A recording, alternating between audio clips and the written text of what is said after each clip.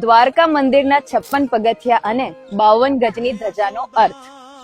દ્વારકા મંદિરના જે 56 પગથિયા છે એની 3-4 માન્યતાઓ રહેલી છે, જે પૈકી એક સુપ્રસિદ્ધ માન્યતા એ છે કે પ્રભુ શ્રી કૃષ્ણના સમયમાં યદુવંશ ખૂબ જ વિશાળ હતો, એટલે સંચાલન કરવામાં આસાની રહે એ માટે એને 52 પ્રાંતમાં વિભાજિત કરેલા હતા, જેના 4 મુખ્ય દેવતા, એક પ્રભુ શ્રી કૃષ્ણ, બલરામ, પ્રદ્યુમ્ન અને અનિરુદ્ધ, એટલે 52 પ્રાંત પ્લસ 4 દેવતા મળીને 56 પગથિયાનું પ્રતીક છે.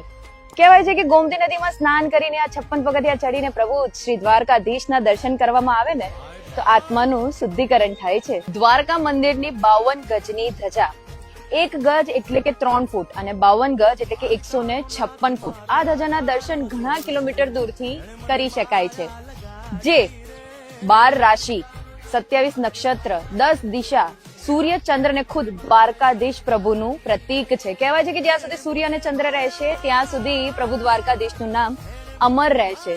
દ્વારકા એ ફક્ત નગરી નથી, પરંતુ પ્રભુની અનંત મહિમાઓના પ્રતીક પૈકી એક મહત્વનું પ્રતીક છે. બોલો જય દ્વારકાધીશ.